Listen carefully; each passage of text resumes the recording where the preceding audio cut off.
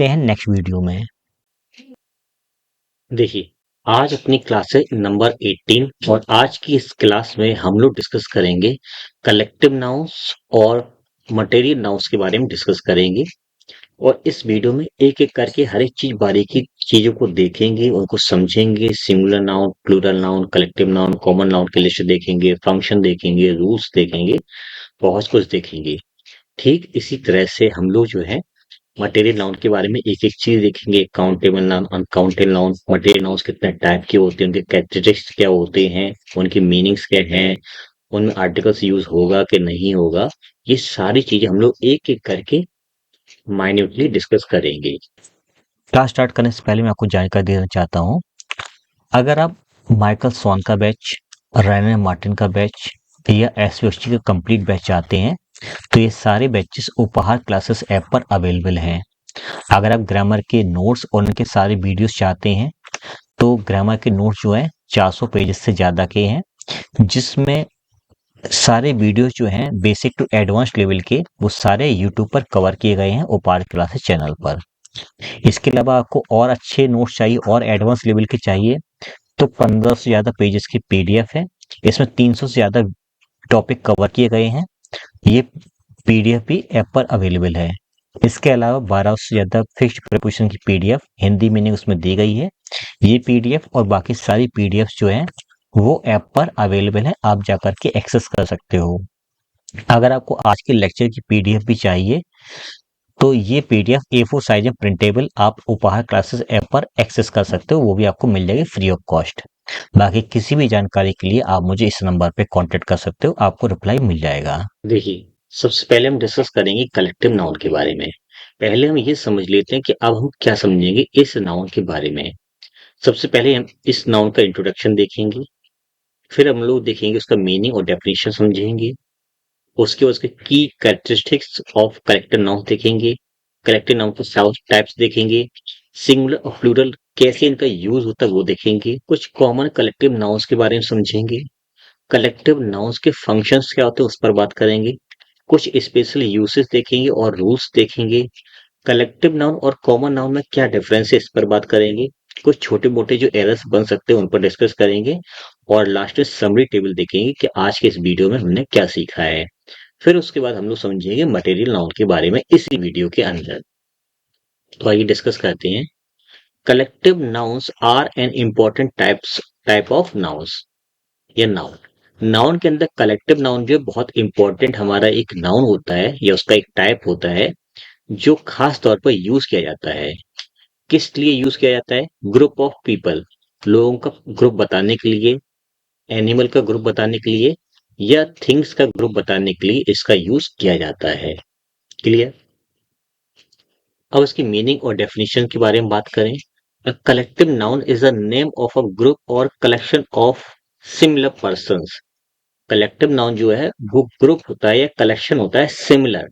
याद रखना, सिमिलर की बात हो रही है। डॉक्टर्स एक साथ है तो डॉक्टर सारे एक साथ कहे जाएंगे कलेक्टिव नाउन। अब डॉक्टर है, लॉयर है, उसमें पेशेंट भी है, सब कुछ है, तो वो फिर हमारा कलेक्टिव नाउन नहीं कहलाएगा। सेम कैटेगरी की उसमें चीजें होनी चाहिए। तो ग्रुप ऑफ पर्सन्स है, एनिमल्स है, थिंग्स है, इनकी जब सेम ग्रुप हो या सेम कलेक्शन हो तब वो कलेक्टिव नाउन कहलाता है। ये रिप्रेजेंट जो करता है एक यूनिट की तरह रिप्रेजेंट करता है। जैसे कि ये लिखा है जज, ये सिंगल जज है, एक जज है। अब बहुत सारे जज एक साथ हैं तो हम उनको जजेस नहीं बोलेंगे, फिर हम उनको ज्यूरी बोलेंगे। क्लियर? तो एक जज है, ये बहुत सारे जज हैं तो एक जज को एक जज बोला जाएगा और बहुत सारे जो जजेस हैं उनको हम लोग ज्यूरी बोलते हैं। क्लियर? जैसे कि प्लेयर लिखा है तो प्लेयर एक है, ठीक है। अब बहुत सारे प्लेयर्स हैं तो उनको प्लेयर्स ना बोल करके हम लोग टीम बोल देंगे। हालांकि आप प्लेयर्स भी बोल सकते हो लेकिन टीम बोल दोगे तो और अच्छा रहेगा हमारे लिए। जैसे कि a team is playing well, team अच्छा खेल रही है। ये कैसा नाउन है? ये कलेक्टिव नाउन हमारा है। इसके पहले एक डिटरमिनर आया है, सभी को जोड़ करके बोलेंगे नाउन फ्रेज। क्या बोलेंगे? Noun phrase. इज हमारी हेल्पिंग वर्ब है, प्लेइंग मेन वर्ब है। कैसे खेल रहे हैं? बहुत अच्छी तरह से खेल रहे हैं। अच्छी तरह से खेलना, ये मैनर बता रहा है। एडवर्ब है प्लेइंग के बारे में एक्स्ट्रा जानकारी दे रहा है। अब फ्लॉक, फ्लॉक क्या होता है? झुंड होता है। झुंड किसका होता है? पक्षियों का होता है।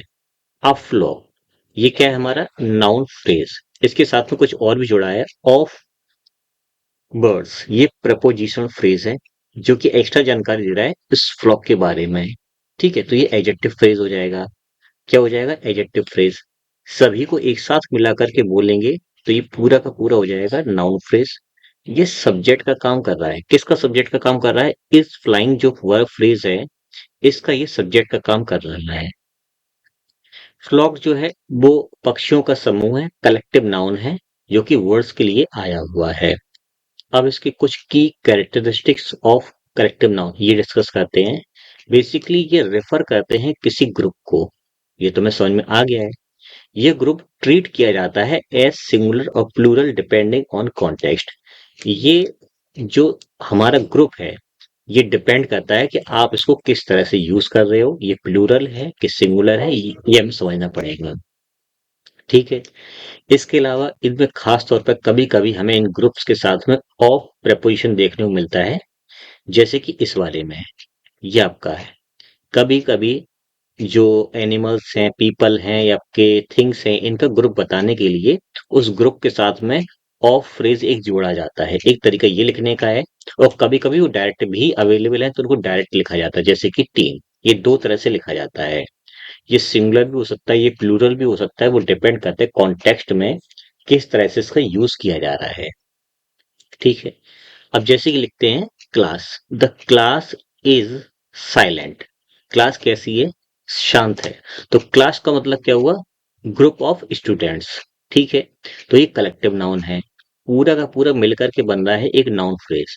सेंटेंस में काम कर रहा है सब्जेक्ट का इस लिंकिंग वर्ब के लिए। लिंकिंग वर्ब क्यों? क्योंकि एज ए मार के बाद आईएनजी वर्ब नहीं है, एडजेक्टिव है। साइलेंट क्या है? एक एडजेक्टिव है। ये एडजेक्टिव सब्जेक्ट कॉम्प्लीमेंट का काम कर रहा है क्लास के लिए, तो ये अपना कॉम्प्लीमेंट का भी काम कर रहा है। द ज्यूरी कलेक्टिव नाउन है। ज्यूरी ग्रुप ऑफ जजेस, ये हो जाएगा नाउन फ्रेज। हैज गिवन, ये आपका हो जाएगा वर्ब फ्रेज। उन्होंने क्या दिया है? इट्स डिसीजन, अपना निर्णय दिया है। तो ये भी एक नाउन फ्रेज है। ये नाउन फ्रेज सेंटेंस में ऑब्जेक्ट का काम कर रहा है इस गिवन का। ठीक है, अब ज्यूरी जो है ग्रुप ऑफ जजेस है, लेकिन इसके साथ में इट्स आया हुआ है। ये इट्स क्यों आया? देयर क्यों नहीं आया है? हिज क्यों नहीं आया है? हर क्यों नहीं आया है? ये हम लास्ट वीडियो में, मतलब इस नाउन सीरीज के जो लास्ट वीडियो देखेंगे, उसमें बहुत ही कॉम्प्रिहेंसिव वे में पूरा नाउन समझेंगे। एक एक पर्टिकुलर चीजों को डिस्कस करेंगे, एरर्स देखेंगे, उसके मैटर्स देखेंगे, जो जो उसके मैटर्स बनते हैं, जो मामले बनते हैं, वो एक एक चीज हम लोग डिस्कस करेंगे। तो पैनिक मत होइए, अब ये हम लोग धीरे धीरे करके चीजों को समझेंगे। फिलहाल अपना फोकस कलेक्टिव नाउन्स को समझना है कि वो कैसे क्या होते हैं, किस तरह से लिखे जाते हैं। ठीक है, कलेक्टिव नाउन्स के जो टाइप्स हैं अब हम उन पर बात करते हैं। तो पहला जो है collection noun, collective nouns for people, लोगों के समूह को बताने के लिए कलेक्टिव नाउन्स का यूज किया जाता है। जैसे कि अ टीम इज प्रैक्टिसिंग, यहाँ पर स्पेलिंग एरर है, यहाँ पर एस हो जाएगा, प्रैक्टिसिंग। टीम जो है प्रैक्टिस कर रही है। टीम क्या है? एक कलेक्टिव नाउन है, ये लोगों का समूह होता है। इस सेंटेंस में यहाँ पर ये नाउन फ्रेज बन रहा है, सब्जेक्ट का काम कर रहा है। और इस जो है हेल्पिंग वर्ब है और प्रैक्टिसिंग मैन वर्ब है। ठीक है, और इस वर्ब फ्रेज का जो सब्जेक्ट है वो टीम है। अब क्राउड, क्राउड क्या होता है? लोगों का समूह होता है। ठीक है, तो ये कलेक्टिव नाउन है, नाउन फ्रेज है। यहाँ पर सब्जेक्ट का फंक्शन कर रहा है। गैदर्ड जो है वो वर्ब है, इस वर्ब का सब्जेक्ट अब क्राउड है। क्राउड कहाँ पर गैदर्ड हुई है? In the market. In the market क्या है? एक प्रेपोजिशन फ्रेज है, एडवर्ब का काम कर रहा है। एडवर्ब क्यों बन रहा है? क्योंकि गैदरिंग की प्लेस बता रहा है कि कहाँ पर गैदर हुए हैं, तो प्लेस बताने का काम करता है एडवर्ब। तो ये एडवर्बियल, हमारा एडवर्बियल फ्रेज है। ठीक है, प्रेपोजिशन फ्रेज बोल सकते हो। और प्रेपोजिशन फ्रेज बोलोगे तो उसके अंदर ये जो है एडवर्ब का फंक्शन कर रहा है। इसी तरह से जो कलेक्टिव नाउन्स हैं वो एनिमल्स के लिए भी यूज किए जाते हैं, जिसमें हमें ऑफ फ्रेज देखने को मिलता है। जैसे कि अ हर्ड, हर्ड किसका? ऑफ काउस, गायों का समूह। अ पैक, पैक किसका? ऑफ वुल्व्स, ठीक है, भेड़ियों का झुंड। तो जो एनिमल्स के ग्रुप्स होते हैं उनके साथ में ऑफ स्ट्रक्चर देखने को मिलता है। इस पूरे स्ट्रक्चर को एक साथ कंसीडर करेंगे हम लोग, और यहाँ पर ये नाउन फ्रेज है, ठीक है। काम कर रहा है सब्जेक्ट का, किसके लिए? इज ग्रेजिंग, जो वर्ब फ्रेज यहाँ पर यूज हुआ है इसका subject a herd of cows है। अब इसमें एक एरर और निकल के आता है कि सर ये सेंटेंस गलत लिखा है। क्यों? काउस प्लूरल हैं, तो यहाँ पर इज नहीं आर आएगा। आप बिल्कुल सही कह रहे हैं, यहाँ पर आर ही आएगा, लेकिन ये उन लोगों के अकॉर्डिंग आएगा जो लोग काउस को सब्जेक्ट मान के चल रहे हैं। देखिए अभी मैंने क्या कहा था कि ये पूरा का पूरा सब्जेक्ट है, इसके अकॉर्डिंग आगे वर्ब आ रही है, तो आप काउस को देख रहे हो। लेकिन यहाँ पर एक एरर ये बनता है, एरर ऑफ प्रॉक्सिमिटीज को बोलते हैं। हमने जितना भी ग्रामर आज तक पढ़ा है उसमें एक चीज जरूर पढ़ी है कि वर्ब जो है वो किसके अकॉर्डिंग आती है? आप ये बताइए, सब्जेक्ट के अकॉर्डिंग वर्ब आती है कि ऑब्जेक्ट के अकॉर्डिंग वर्ब आती है? तो ऑब्वियसली आप कहोगे सर कि वर्ब जो है सब्जेक्ट के अकॉर्डिंग आती है, ऑब्जेक्ट के अकॉर्डिंग नहीं आती है। इतनी बात हमें समझ में आ गई है। अब इस सेंटेंस को समझाने से पहले मैं एक बार आपको फिर से पीछे वाले सेंटेंस पे लेके चलता हूं। यहाँ पर देखिए, अभी मैंने क्या बताया था कि ये ग्रुप है और ये एक प्रेपोजिशन फ्रेज यहाँ पर यूज हुआ, फिर इसको मैंने ब्रेक करके दिखाया था। ब्रेक, इसी को ब्रेक ब्रेक किया था मैंने। मैंने क्या कहा था कि ये हमारा कलेक्टिव नाउन है, फिर ये हमारा एक प्रेपोजिशनल फ्रेज है। क्या है? प्रेपोजिशनल फ्रेज है। एडजेक्टिव का फंक्शन कर रहा है, इस फ्लॉक के बारे में जानकारी दे रहा है, ठीक है। तो यहाँ पर इज आया था, लेकिन कुछ लोगों के मन में आया होगा उस समय कि सर यहाँ पे आर आना चाहिए, और शायद मैंने आपकी बात को इग्नोर कर दिया होगा बाय मिस्टेक। लेकिन आप थोड़ा ध्यान दीजिए, इस वाले फ्रेज को अगर ब्रेक किया जाए तो अ फ्लॉक ऑफ प्रेपोजिशन है। प्रेपोजिशन के बाद आने वाला नाउन और प्रोनाउन ऑब्जेक्ट होता है, ये ऑब्जेक्ट है प्रेपोजिशन का। तो इतने बड़े पार्ट में देखा जाए तो ये वाला जो शब्द है वो तो ऑब्जेक्ट है प्रेपोजिशन का, तो वर्ब ऑब्जेक्ट के अकॉर्डिंग आती नहीं है, वर्ब आती है सब्जेक्ट के अकॉर्डिंग। तो इस प्रपोजिशन से पहले जो लिखा है यही सब्जेक्ट माना जाएगा। तो इज जो है फ्लॉक के अकॉर्डिंग आया है, फ्लॉक एक सिंगुलर नाउन है, इसलिए यहाँ पर इज है। वर्ड्स आपका ऑब्जेक्ट बन गया है प्रपोजिशन ऑफ का। इसी तरह से यहाँ पर जो अ हर्ड है ये सिंगुलर है, इसके अकॉर्डिंग इज ग्रेजिंग आया है। ऑफ ने इस काउस को अपना ऑब्जेक्ट बना लिया है, तो काउस ऑब्जेक्ट है। अब एरर ऑफ प्रॉक्सिमिटी का मतलब ये है, अक्सर कर लोग वर्ब के बगल में लिखे हुए शब्द को सब्जेक्ट मान लेते हैं, लेकिन हमेशा ऐसा नहीं होता है। काउ जो है ऑब्जेक्ट है इस प्रपोजिशन का। क्लियर? अब फिर से आते हैं अ पैक, ठीक है, समूह। ऑफ वुड्स, इस प्रपोजिशन का ये ऑब्जेक्ट हो गया, इसलिए इज जो है वो वुड्स के अकॉर्डिंग नहीं बल्कि पैक के अकॉर्डिंग आया है। भेड़ियों का झुंड शिकार कर रहा है, तो यहाँ पर जो पैक है वुल्व्स का, वो काम कर रहा है। तो क्या वुल्व्स काम नहीं कर रहे हैं? नहीं, ये पूरा का पूरा हमारा सब्जेक्ट है, ये पूरा का पूरा सब्जेक्ट है, एक फ्रेज है। अंतर ये है कि एक्चुअल में ये वर्ब किसके अकॉर्डिंग आई है? पूरे फ्रेज के अकॉर्डिंग नहीं आई है, बल्कि ये पैक के अकॉर्डिंग आई है, ठीक है। तो इस तरह से हम इसको कंसिडर करेंगे।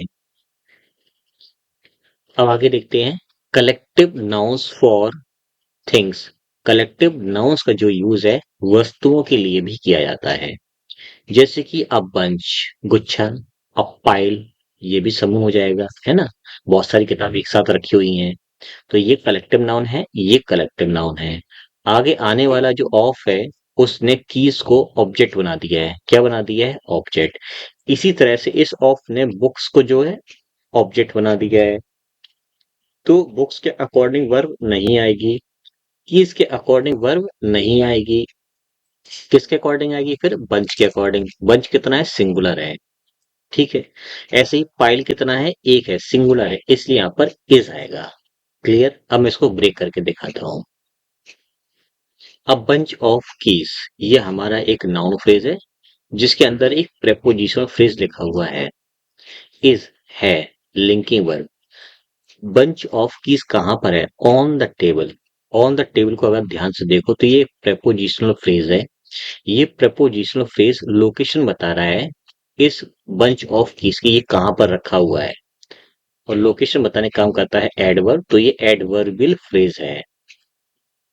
A pile of books, pile of books रखी हुई है, ये हमारा नाउन फ्रेज है।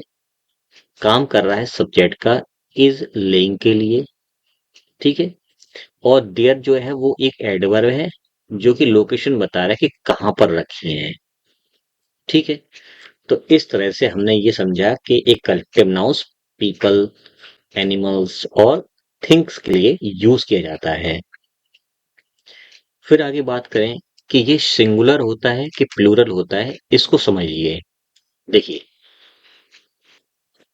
इसको समझने का एक सिंपल तरीका ये है कि जब ये एक ग्रुप जो है, ये जो एक ग्रुप है, ये एक साथ काम करे, ये एक साथ काम करे तो ये सिंगुलर माना जाता है। जब ये एक साथ काम करे तब ये सिंगुलर माना जाता है। कैसे? The team is winning the match. Team match जीत रही है।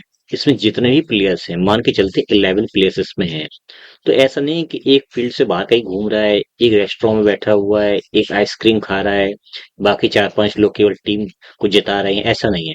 11 प्लेयर्स एक साथ काम कर रहे हैं, विनिंग का, जीतने का काम कर रहे हैं। ठीक है। ऐसी family is going on a trip. Family जो है, परिवार जो है, यात्रा पर जा रहा है। तो ऐसा नहीं इसमें 7 मेंबर्स हैं तो दो कहीं और बैठे हैं, एक कहीं और है, बाकी 2-3 लोग ही केवल ट्रिप पर जा रहे हैं और बाकी जो बैठे हैं फालतू में तो उनका नाम हो जाएगा वो भी ट्रिप में गए थे, ऐसा नहीं है। 7 के 7 जो मेंबर्स हैं वो सारे सारे ट्रिप पर जा रहे हैं, तो ये एक साथ काम कर रहे हैं। एक साथ ही काम कर रहे हैं, इसलिए यहाँ पर इज आया हुआ है। ठीक है। तो इस काम से समझ में आया, इस प्रेडिकेट से समझ में आया है कि ये सिंगुलर है कि ये प्लूरल है। इसको समझने का काम प्रेडिकेट से पता चल रहा है। तो इसलिए यहाँ पर इज आया है। The team is winning the match. The team जो है कलेक्टिव नाउन है, टीम। ये पूरा नाउन फ्रेज बन रहा है।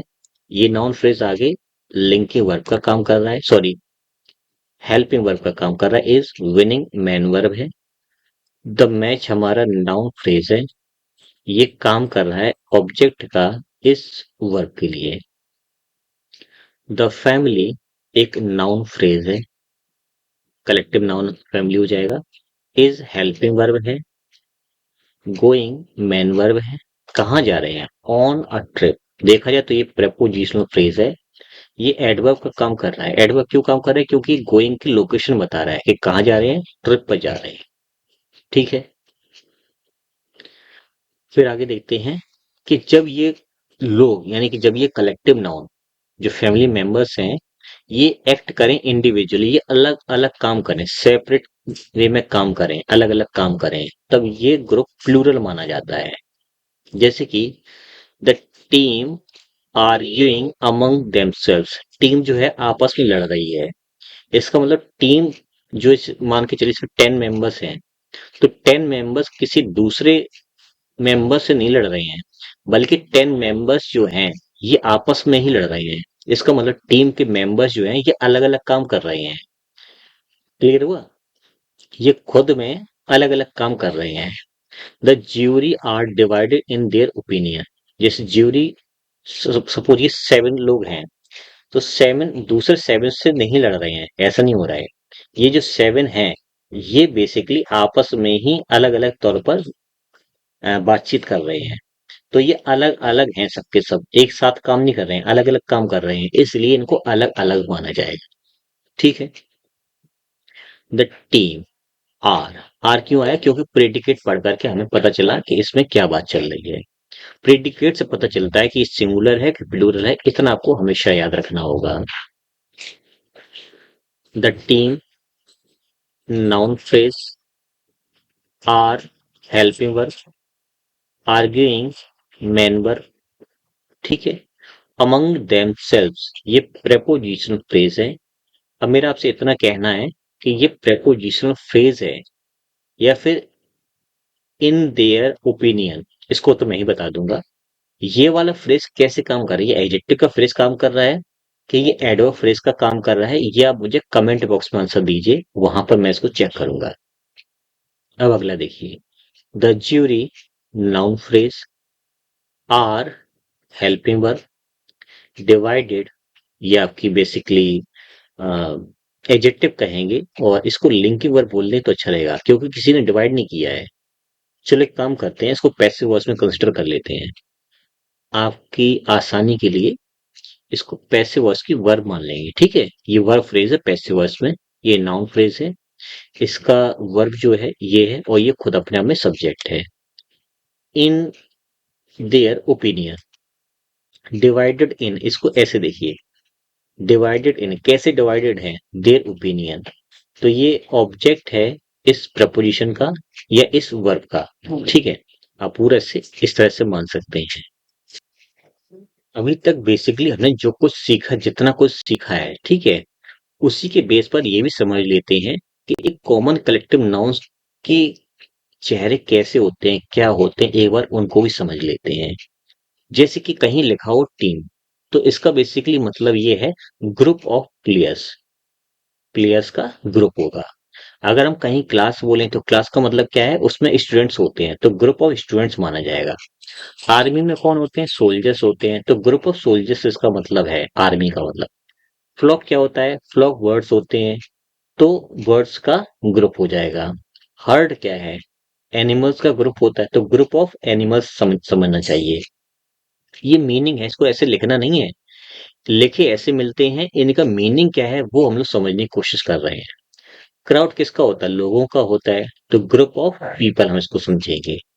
बंच क्या होता है, थिंग्स का बंच होता है, वस्तुओं का ग्रुप होता है, तो ग्रुप ऑफ थिंग्स होता है, बंच का मतलब ग्रुप ऑफ थिंग्स। इस तरह से इसको समझना चाहिए। अब ये सिंगुलर है कि प्लूरल है, ये कॉन्टेक्स्ट या प्रेडिकेट देख करके हम पता कर सकते हैं, केवल इतना तरीका इसका है, ठीक है। जैसे एक दो एग्जांपल्स और देखते हैं। The crowd is waiting outside, भीड़ जो है बाहर इंतजार कर रही है, भीड़ पूरा एक साथ एक ही काम कर रही है, सेम काम कर रही है, इसलिए यहाँ पर इज आया हुआ है, ठीक है। ये नाउन फ्रेज है। इज आपकी हेल्पिंग वर्ब है, वेटिंग मेन वर्ब है। वेट कहाँ कर रहे हैं, बाहर कर रहे हैं, तो ये आपका एडवर्ब है जो लोकेशन बता रहा है वेट करने की, वेट कहाँ कर रहे हैं।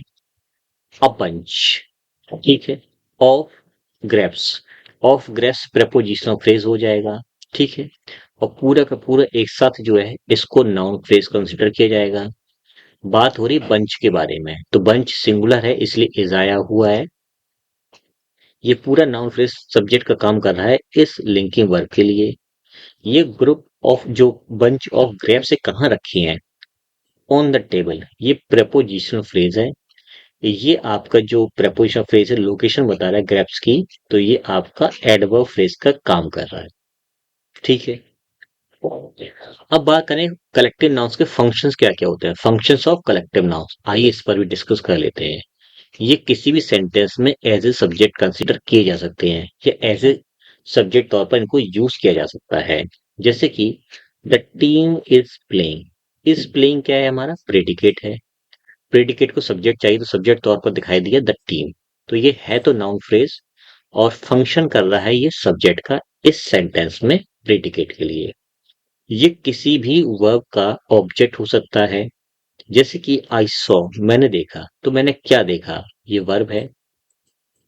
अ हर्ड ऑफ एलिफेंट्स, हाथियों का झुंड मैंने देखा, तो ये नाउन फ्रेज है जिसमें हर्ड आपका कलेक्टिव नाउन है, बाकी का प्रपोजिशनल फ्रेज है। ये नाउन फ्रेज पूरा पूरा ऑब्जेक्ट का काम कर रहा है इस वर्ब के लिए। हो सकता है कुछ लोग ये सोच रहे हो कि सर आपने यहाँ पर जो नाउन फ्रेज को ऑब्जेक्ट बता दिया है, तो इस ऑब्जेक्ट के अंदर ये आपका कलेक्टिव नाउन भी तो है, ये भी तो समझिए। मैं तो पूरा पूरा एक साथ कंसिडर कर रहा हूँ, बात एक ही है, ठीक है। ये किसी प्रपोजिशन का ऑब्जेक्ट भी हो सकता है, जैसे कि he subject, is linking verb, in a group of dancers, वो है डांसर्स के ग्रुप में है। तो ग्रुप अपना कलेक्टिव नाउन हो जाएगा। पूरा का पूरा प्रपोजिशनल फ्रेज है, एडवर्ब का फंक्शन कर रहा है, ये की लोकेशन बता रहा है कि ये ग्रुप का मेंबर है या उस ग्रुप में शामिल है। ठीक है, तो इस प्रपोजिशन का ये ऑब्जेक्ट हो जाएगा, ये वाला ग्रुप। थोड़ा इसको और ब्रेक कर देता हूं। ये प्रपोजिशन है, ये पूरा का पूरा ऑब्जेक्ट है इस प्रपोजिशन का। ठीक है, कलेक्टिव नाउन किसी भी सेंटेंस में कॉम्प्लीमेंट का भी काम कर सकता है। जैसे कि they are, they subject, are linking verb, वे क्या है, अ टीम ऑफ एक्सपर्ट्स, वे एक्सपर्ट्स की टीम है। तो ध्यान दीजिए, टीम आपका कलेक्टिव नाउन है। ये आपका नाउन फ्रेज है। ये नाउन फ्रेज कॉम्प्लीमेंट का काम कर रहा है इस, देख लिए तो यहां पर कॉम्प्लीमेंट के तौर पर भी यूज किया गया है। फिर एक स्पेशल रूल देखते हैं और कुछ बातें और देखते हैं कि कलेक्टिव नाउन में जो है ऑफ का भी यूज देखने को मिलता है। कैसे, कोई कलेक्टिव नाउन लिखा होगा, फिर ऑफ प्रीपोजिशन लिखी होगी, फिर एक नाउन लिखा होगा जो एक्चुअल नाउन होगा। जो भी कुछ जानकारी होगी वो इस नाउन के बारे में होगी और इसी नाउन से रिलेटेड जो हमारा कलेक्टिव नाउन होगा वो यहाँ पर यूज किया जाएगा। जैसे कि यहाँ पर लिखा है अ हर्ड ऑफ काउस, गायों का झुंड। तो काउस, देखिए यहाँ पर जो हर्ड यूज हुआ है, यहाँ पर बंच क्यों यूज नहीं हुआ है, यहाँ पर आर्मी है, आउल है, ऐसे वर्ड्स क्यों यूज नहीं हुए, क्योंकि हमें सबसे पहले लास्ट वाला वर्ड देखना होगा। ये काउज है, इसके लिए जो वर्ड यूज हो सकता है वो वर्ड यहाँ पर हमें लगाना होगा। तो पहले एक कलेक्टिव नाउन यूज हुआ है, फिर ऑफ आया है, फिर जो एक्चुअल वर्ड है जिसके बारे में बातचीत हो रही है वो वर्ड उसके बाद में लिखा जाएगा। ये इसका एक पैटर्न होता है, इस तरह के हमें देखने को मिलते हैं। फिर ये भी याद रखिए कि नो प्लूरल फॉर्म यूजली, जो भी कलेक्टिव नाउन्स होते हैं हमेशा वो प्लूरल हो ऐसा नहीं है।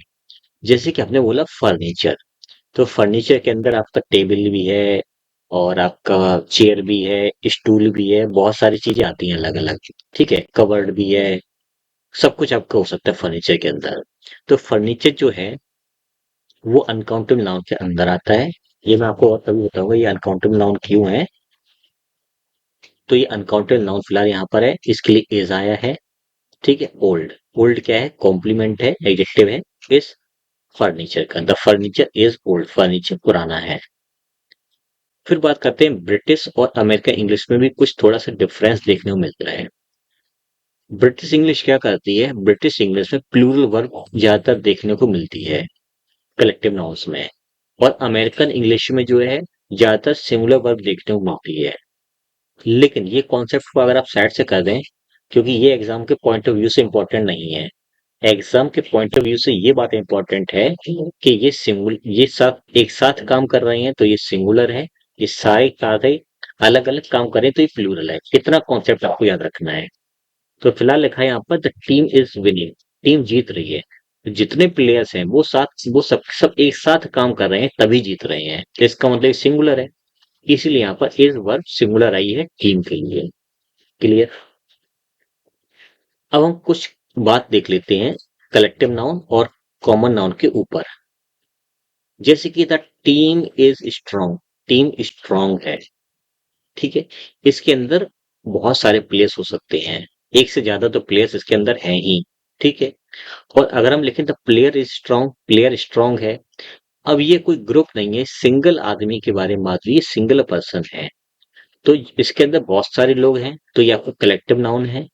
इसके अंदर केवल एक ही आदमी लिखा हुआ है तो ये आपका कॉमन नाउन है।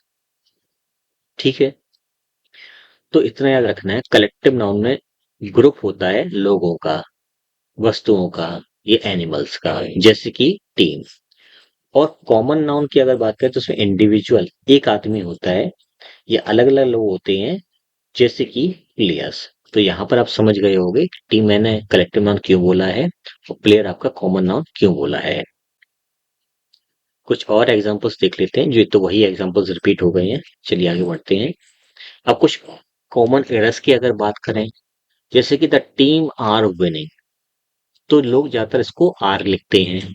तो आर इसलिए नहीं होगा क्योंकि लोग एक साथ जीत रहे हैं, एक साथ काम कर रहे हैं, तो यहाँ पर आर नहीं, यहाँ पर इज होगा। The team subject is winning predicate, इसका ये सब्जेक्ट हो जाएगा। कभी कभी लोग ऑफ हटा देते हैं तो ऑफ लगेगा। कब लगेगा? जैसे कि हर्ड, अ हर्ड काउस, देखने भी गलत है, सुनने भी गलत है, और नॉलेज के बेस पर तो ये बिल्कुल ही रॉन्ग है। तो अ हर्ड ऑफ काउस, इसको ऐसे लिखेंगे, ऑफ को रिमूव नहीं करना चाहिए। कभी कभी लोग कंफ्यूज हो जाते हैं तो उसके बारे में भी समझ लेते हैं। जैसे कि the peoples are here, peoples भी होता है और पीपल भी होता है, इनमें भी डिफरेंस होता है। जैसे कि अगर एक ही कंट्री के लोग हैं, एक ही कंट्री के लोग हैं, तो वो कहलाएंगे पीपल। और अलग अलग जगह के लोग हैं, ठीक है, अलग अलग जगह के लोग हैं, अलग अलग जगह को अलग अलग कंट्री के लोग हैं, तो उनको पीपल्स बोलते हैं। अलग अलग कंट्री के लोग हैं तो पीपल्स हो जाएगा, सेम कंट्री के लोग हैं तो पीपल हो जाएगा। ये अंतर होता है। तो यहाँ पर इनकरेक्ट क्यों लिखा है, उसका रीजन ये है कि लोग यहाँ पर हैं, हम ये मान के चलते हैं कि ये सेम लोग हैं, सेम पीपल हैं, इसलिए यहाँ पर आपका जो पीपल्स है, पीपल्स ना लिख करके पीपल लिखा जाएगा। हालांकि सही ये भी है, सही ये भी है। इन दोनों में क्या डिफरेंस है, डिफरेंस के बेस पर हम जज करेंगे कि पीपल लिखा जाएगा कि पीपल्स लिखा जाएगा।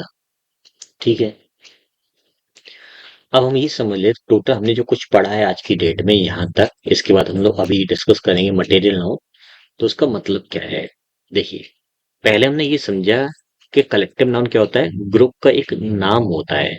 क्या होता है? ग्रुप का नाम होता है। यहाँ पर जो वर्ब यूज की जाती है वो सिंगुलर या प्लूरल में से कोई एक यूज की जाएगी। कॉन्टेक्स्ट पर डिपेंड करता है कि वो कॉन्टेक्स्ट कैसा है। अब स्ट्रक्चर इसका क्या होता है? स्ट्रक्चर इसके दो होते हैं। पहला, डायरेक्ट आप ग्रुप का नाम लिखिए। दूसरा, आप ग्रुप लिखिए, फिर ऑफ प्रपोजिशन लगाइए, फिर जो एक्चुअल वर्ड है जिसके लिए ग्रुप यूज किया गया है वो वर्ड यहाँ पर आएगा। जैसे कि टीम, टीम डायरेक्ट लिखा हुआ, अ हर्ड ऑफ, ठीक है, काउस, एलिफेंट्स, कुछ भी लिख सकते हो। तो ये आपको ऑफ वाला स्ट्रक्चर हो गया। तो दो तरह से कलेक्टिव नाउन लिखा जाता है। तो उम्मीद करता हूँ आपको चीजें अच्छी तरह से समझ में आ गई होंगी। अब हम डिस्कस करेंगे कलेक्टिव नाउन को। इस मटेरियल नाउन के अंदर हम लोग समझेंगे उसका इंट्रोडक्शन, मीनिंग, डेफिनेशन देखेंगे, कुछ की कैरेक्टरिस्टिक्स मटेरियल नाउन के देखेंगे। उसके बाद टाइप्स ऑफ मटेरियल नाउन देखेंगे। काउंटेबल, अनकाउंटेबल जो आपके मटेरियल नाउन्स बनते हैं उनके बारे में देखेंगे। क्या मटेरियल नाउन्स के पहले आर्टिकल्स यूज हो सकते हैं? अगर होंगे तो कैसे, नहीं होंगे तो क्यों नहीं होंगे? फिर हम डिस्कस करेंगे मटेरियल नाउन और कॉमन नाउन के बीच में क्या डिफरेंस होता है। अक्सर कर लोग इसमें कंफ्यूज रहते हैं। जैसे कि वाटर लिखा है तो लोग कहते हैं कि सर ये मटेरियल के अलावा ये तो एक कॉमन नाउन भी है। तो ऐसे कुछ बातें हम लोग डिस्कस करेंगे। फिर मटेरियल नाउन पूरे ग्रामर में कैसे कैसे फंक्शन कर सकता है उसके बारे में डिस्कस करेंगे। फिर कुछ स्पेशल यूसेज देखेंगे जो कि होंगे मटेरियल नाउन के बारे में। कुछ general common nouns, common errors के बारे में बात करेंगे। और लास्ट में हम लोग समरी टेबल देखेंगे और समझेंगे कि ये चीजें किस तरह से आज हमने सीखी हैं। तो आइए डिस्कस करते हैं। Material nouns are an important category of nouns, nouns के अंदर एक इम्पॉर्टेंट कैटेगरी है। इसके रिगार्डिंग में या इससे रिलेटेड जो है काफी सारी चीजें एग्जाम्स में पूछी जाती हैं जो हम आज डिस्कस करेंगे। मटेरियल नाउन्स क्या करते हैं? ये रेफर करते हैं, किसको रेफर करते हैं? सब्सटेंसेस को रेफर करते हैं, मटेरियल को रेफर करते हैं।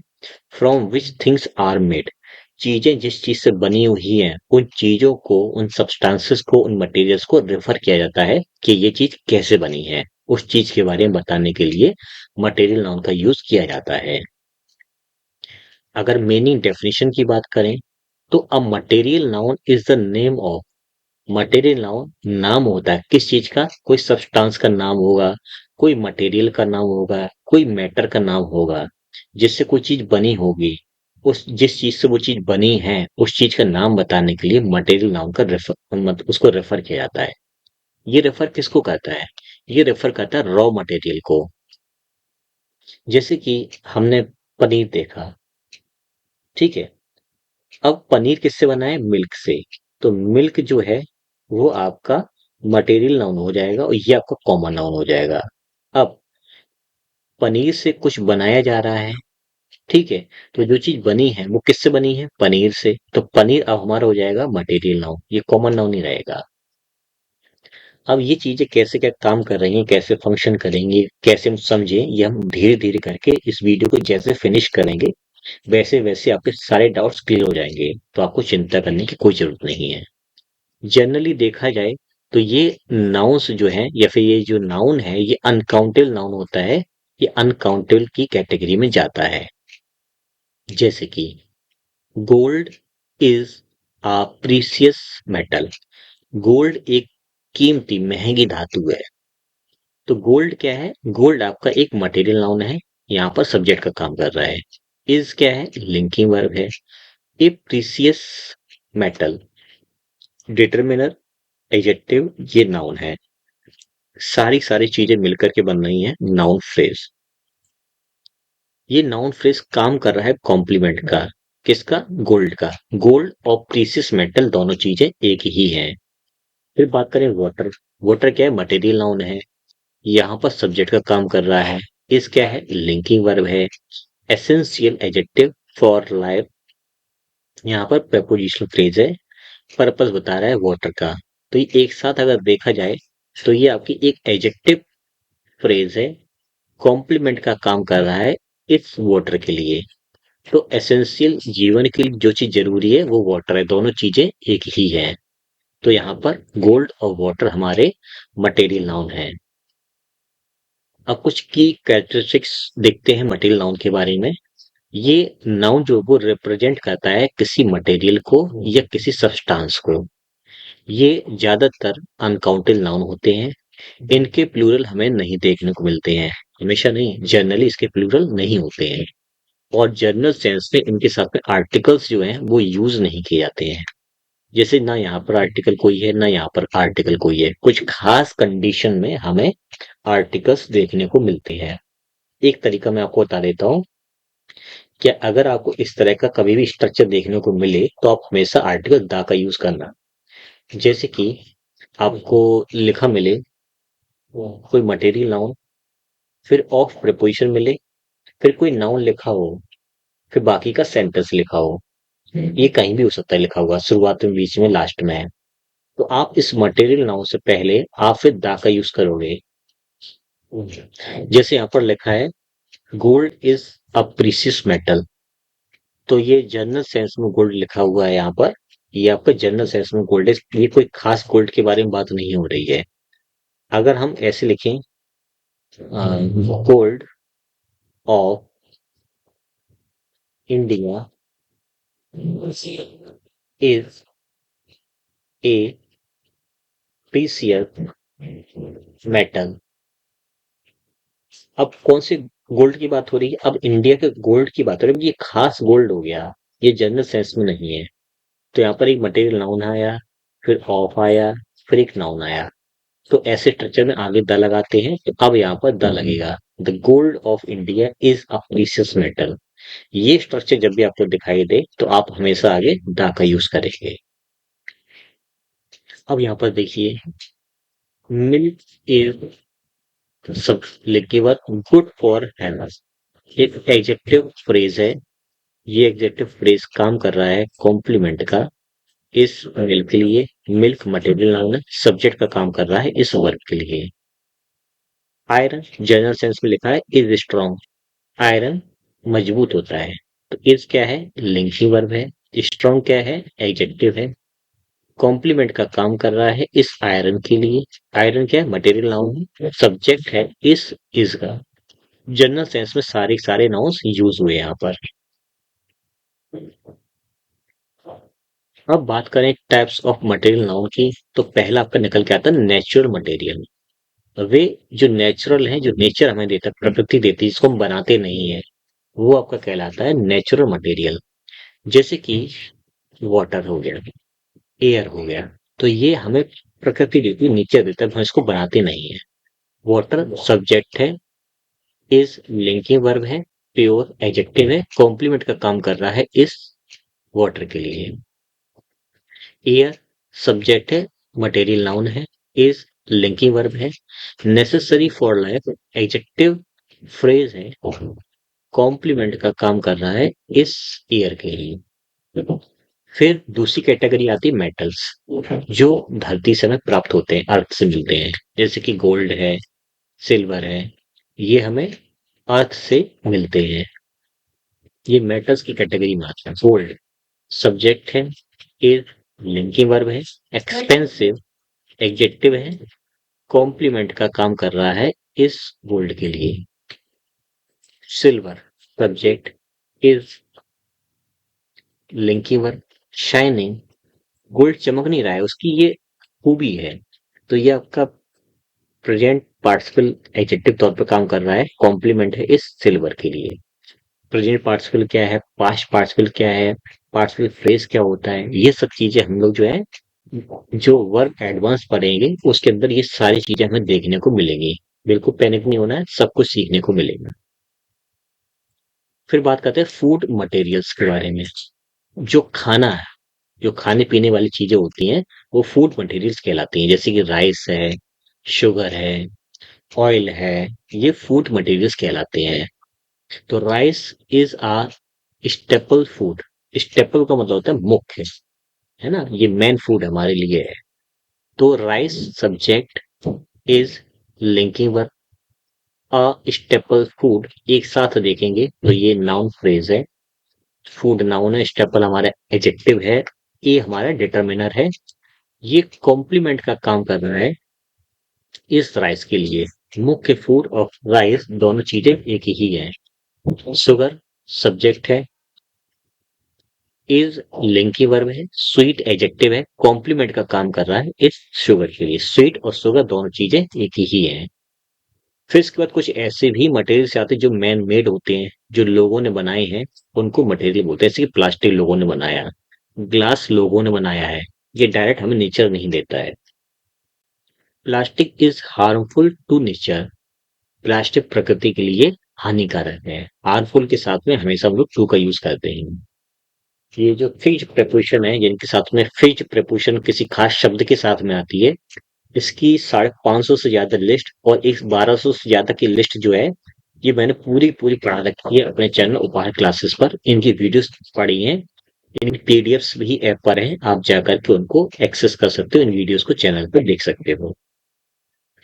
प्लास्टिक हो जाएगा सब्जेक्ट, इज हो जाएगा लिंकिंग वर्ब, ये हार्मफुल टू नेचर, ये आपका एडजेक्टिव फ्रेज है, ये कॉम्प्लीमेंट का काम कर रहा है इस प्लास्टिक के लिए। ग्लास सब्जेक्ट है, इज लिंकिंग वर्ब, फ्रेजिल, फ्रेजिल जो का मतलब होता है नाजुक कोमल चीज, जल्दी टूट जाए, तो फ्रेजल जो है वो आपका कॉम्प्लीमेंट है, एडजेक्टिव कॉम्प्लीमेंट का काम कर रहा है ग्लास के लिए। अब हम बात करते हैं कि ये काउंटेबल नाउंस होते हैं कि अनकाउंटेबल नाउंस होते हैं। तो सबसे पहले हम डिस्कस करेंगे जनरल सेंस में मटेरियल नाउन को अनकाउंटेबल नाउन की तरह ट्रीट किया जाता है। जैसे कि वाटर लिखा है, तो वाटर अनकाउंटेबल नाउन्स को आप काउंट नहीं कर सकते हो, ठीक है। तो ये हमारा हो जाएगा सब्जेक्ट, यहाँ पर इज लिंकिंग वर्ब है, इंपॉर्टेंट हमारा एडजेक्टिव है, जो कि कॉम्प्लीमेंट का काम कर रहा है इस वाटर के लिए। अब अगर बात करें काउंटेबल नाउन के तौर पर, तो ये स्पेशल केस में यूज किया जाता है। यहाँ पर ये जो रेफर करेगा किसी टाइप को या किसी यूनिट को रेफर करेगा, किसी टाइप या किसी यूनिट को रेफर करेगा। उसके दो तरीके हैं। जैसे कि कोई मटेरियल नाउन है, तो उसके पहले कोई काउंटिंग लिखी होगी, 1 2 3 4 करके, जैसे कि कॉफीज है, तो कॉफीज के पहले 2 आ गया, नंबर आ गया। एक तरीका ये है। दूसरा तरीका क्या है कि आपका कोई यूनिट आएगा, यूनिट के बाद हम लगाएंगे ऑफ, फिर उस मटेरियल नाउन का नाम आएगा, ठीक है। और इस यूनिट से पहले कोई ना कोई एक आर्टिकल जरूर आएगा, ए एन दा में से कुछ भी आ सकता है। दो तरीके से हम मटेरियल नाउन्स को काउंटेबल बनाने की कोशिश करते हैं। जैसे कि 2 कॉफीज प्लीज, कृपया 2 कॉफी दीजिए, तो कॉफीज के पहले हमने एक नंबर लगा दिया, ठीक है। अब वाटर के पहले हम 1 2 3 करके नहीं लिख सकते हैं। अब कुछ लोग कहेंगे सर कि फिर कॉफीज के पहले आपने 1 2 3 क्यों लगा दिया? यहाँ कॉफीज का मतलब है cups of coffee. Cups of coffee है। कॉफीज को जब भी बोलते हैं तो वो कप ऑफ कॉफी होता है। तो यहाँ पे कप्स जो वो अंडरस्टूड है। इसको इस तरह से हम समझते हैं बोलचाल में, इसलिए ये हमारा करेक्ट है। लेकिन वाटर को कभी भी हम कप में, गिलास में, टैंक में, टैंकर में इस तरह से कंसिडर करते हैं। उसकी कोई खास यूनिट नहीं है। लेकिन कॉफी हमेशा कप्स में ही होती है, तो वो अंडरस्टूड हो गया। अब वाटर तो हर कैटेगरी में हो सकता है, इसलिए हम वहां पर 1 2 3 नहीं लगा सकते हैं। तो पहले यूनिट लगाई गिलास, हम गिलास में पानी मांग रहे हैं तो ग्लास, फिर ऑफ लगाया, फिर वाटर लगाया। इज इनफ हमारा हो जाएगा predicate. A glass of water, glass एक है इसलिए यहाँ पर लगा है A. A glass of water is enough, एक गिलास पानी काफी है। तो इनको काउंटेबल बनाने के ये दो तरीके हैं। इन दो तरह से हम लोग अनकाउंटेबल नाउन या फिर मटेरियल नाउन को काउंटेबल बना सकते हैं। अब हम बात करेंगे कि इन मटेरियल नाउन्स के पहले आर्टिकल्स आएगा कि नहीं आएंगे।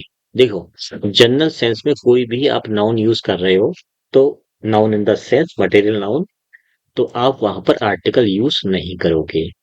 जैसे कि गोल्ड इज वैल्यूएबल, तो gold subject is linking verb, valuable adjective है, कॉम्प्लीमेंट का काम कर रहा है गोल्ड के लिए। यहाँ पर गोल्ड जो जनरल सेंस में लिखा हुआ है कि गोल्ड जो है वो मूल्यवान होता है।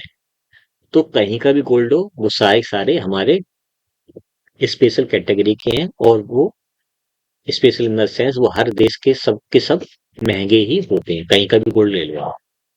फिर इसके बाद बात करें कि दा यूज कर सकते हैं केवल स्पेसिफिक यूज के सेंस में, हम लोग दा का यूज कर सकते हैं। मैं आपको बताया था कि ऑफ वाले स्ट्रक्चर बताया था। ऑफ न मिलके कुछ और भी स्ट्रक्चर मिल सकते हैं, जैसे कि गोल्ड इन दिस रिंग, इस रिंग का जो गोल्ड है इज प्योर, ये प्योर है प्रेडिकेट। गोल्ड कोई देश का कोई खास गोल्ड नहीं चल रहा है यहाँ पर, ठीक है। यहाँ पर बात चली इस रिंग की गोल्ड के बारे में, तो जनरल सेंस में नहीं है, ये खास गोल्ड के बारे में बात चल रही है। कौन सा गोल्ड? इस रिंग के गोल्ड के बारे में बात चल रही है। तो मटेरियल नाउन आया, फिर हमारा एक प्रपोजिशन फ्रेज आया। तो ये खास गोल्ड बन गया है, इसलिए इसके आगे अब दा का यूज होगा कि तुम्हारी अंगूठी का जो गोल्ड है वो प्योर है, बाकी नहीं है। तो यहाँ पर दा क्यों आया? क्योंकि एक प्रपोजिशन फ्रेज जुड़ा है और किसी खास गोल्ड के बारे में बात चल रही है, ठीक है। फिर बात करते हैं क्या इनके साथ में ए और एन आ सकता है? आ सकता है, लेकिन उस ए और एन जो है वो किसी न किसी चीज को रेफर कर रहा हो, किसी यूनिट को। जैसे हमने लिखा ए कॉफी, ए कॉफी का मतलब यहाँ पर है ए कप ऑफ कॉफी। तो यहाँ पर जो ए आया है वो कॉफी के लिए नहीं आया है, वो आया है कप के लिए। और कप अंडरस्टूड यहाँ पर है, उसको हम मान के चलते हैं कि कॉफी जो कप में ही आएगी, इसलिए हम कप का यूज नहीं कर रहे हैं। इस कंडीशन में ही केवल ए और एन का यूज कर सकते हैं। अब हम बात करेंगे मटेरियल नाउन और कॉमन नाउन के बीच में क्या डिफरेंस होता है। देखिए, कोई भी चीज जो सब्सटेंस के तौर पे यूज की जाती है वो हमारी मटेरियल नाउन होती है, जैसे कि गोल्ड मान लेते हैं।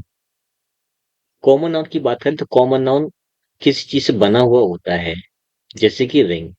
रिंग हमें कहीं से नेचर से मिलती नहीं है, रिंग बनती है गोल्ड से।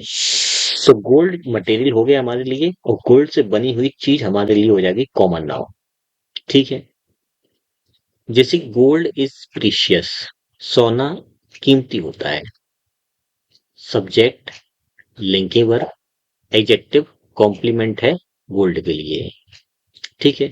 दिस रिंग, अब ये रिंग जो है किसी न किसी चीज से बनी हुई है, ठीक है। तो ये कॉमन नाउन है। दिस रिंग पूरा सब्जेक्ट है। इज लिंकिंग वर्ब है। ब्यूटीफुल एक एडजेक्टिव है। कॉम्प्लीमेंट का काम कर रहा है इस दिस रिंग के लिए, ठीक है। तो गोल्ड मटेरियल नाउन है, गोल्ड से बनी हुई चीज जो भी कुछ होगी, रिंग है, नेकलेस है, एंकलेट है, कि कुछ भी है, तो वो आपका हो जाएगा कॉमन नाउन। अब हम बात करेंगे कि किसी भी सेंटेंस में मटेरियल नाउन के क्या क्या फंक्शंस होते हैं। तो मटेरियल नाउन सेंटेंस में एज ए सब्जेक्ट की तरह आ सकता है। जैसे कि वाटर इज लाइफ, जल ही जीवन है।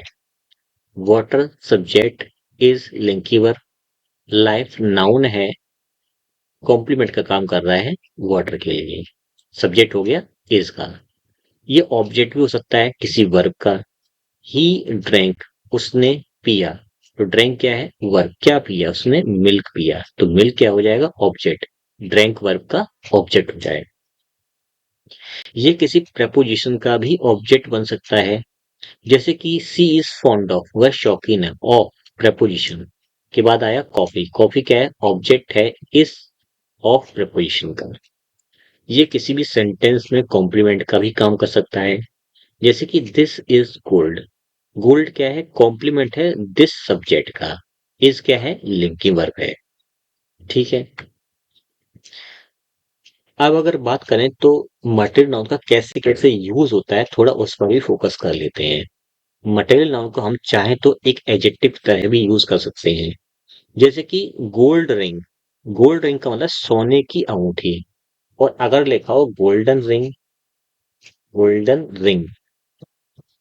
अब इन दोनों में डिफरेंस है। ये रिंग एक्चुअल में ये गोल्ड से बनी हुई है। और गोल्डन रिंग का मतलब है कि ऐसी रिंग जो सोने जैसी चमक रही है लेकिन सोने की नहीं है। सोने जैसी चमक है लेकिन सोने की नहीं है, तो ये गोल्डन रिंग कहलाएगी। और सोने से ही बनी है, गोल्ड से ही बनी है, तो उसको बोलेंगे गोल्ड रिंग।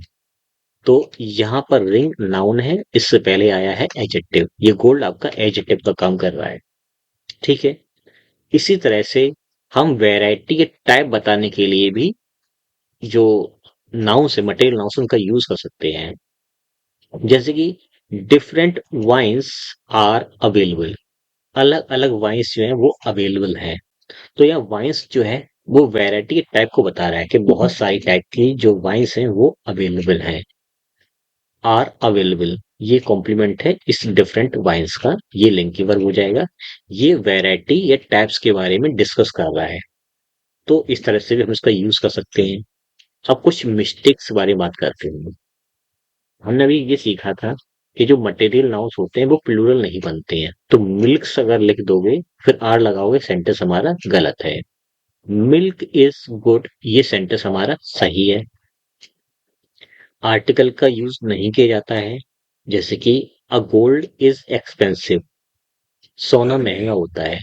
तो गोल्ड अनकाउंटेबल नाउन है, इसके पहले ए और एन नहीं आएगा। कैसे यूज करेंगे? गोल्ड इज एक्सपेंसिव, इस तरह से सेंटेंस को हम लिखेंगे। तो ये दो बातें हमें याद रखनी चाहिए। इसके अलावा अगर हमारा कोई नाउन है उसको हमें काउंटेबल बनाना है, तो काउंटेबल और अनकाउंटेबल बनाने का तरीका हमने सीख लिया था कि उसके पहले आर्टिकल्स लगा सकते हैं और प्रेपोजिशन फ्रेज आएगा।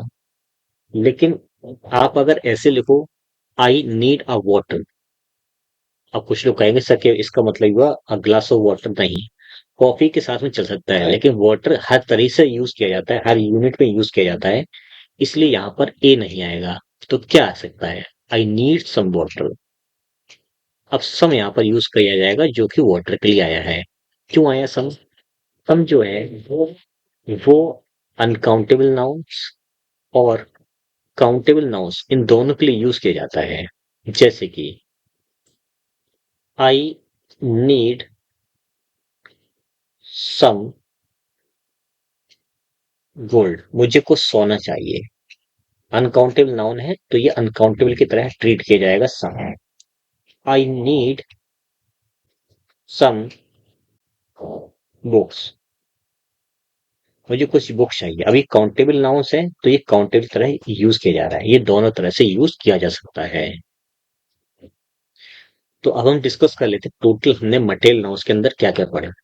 हमने ये समझा मटेरियल नाउन्स के अंदर कि ये कोई सब्सटेंस होता है मटेरियल नाउन, या कोई मटेरियल होता है जो कि अलग अलग तरह से प्राप्त होता है। अर्थ से, मैन मेड होता है, अलग अलग तरह से। काउंटेबिलिटी की बात करें तो ये जनरली अनकाउंटेबल नाउन्स की तरह ट्रीट किया जाता है। स्पेसिफिक सेंस में ये अलग तरह से ट्रीट किया जाएगा। क्या इनके साथ में कोई आर्टिकल्स आते हैं? जनरली इनके साथ में नहीं आते हैं, खास कंडीशंस में आ सकते हैं। जैसे कि गोल्ड है, वाटर है, मिल्क है ना? तो गोल्ड आपका नेचुरल हो गया, वाटर आपका नेचुरल सोर्स हो गया, मिल्क आपका क्या है, ये हमारे ये सोर्स है, ये काऊ से मिलता है, बफेलो से मिलता है, तो ये किसी सोर्स से प्राप्त होता है हमें। तो इस तरह से आज हमने अपने दोनों ये नाउन्स को डिस्कस कर लिए डिटेल में। अब हम अगली नाउन को डिस्कस करेंगे। बाकी आपको कोई भी कोर्स चाहिए, कोई भी पीडीएफ चाहिए ग्रामर वगैरह की, तो आप ऐप पर जाकर इसको एक्सेस कर सकते हो, आपको सारी चीजें मिल जाएंगी। बाकी किसी भी हेल्प के लिए आप मुझे इस नंबर पे कांटेक्ट कर सकते हो, आपको हेल्प मिल जाएगी। तो मिलते हैं नेक्स्ट वीडियो में। नंबर 9।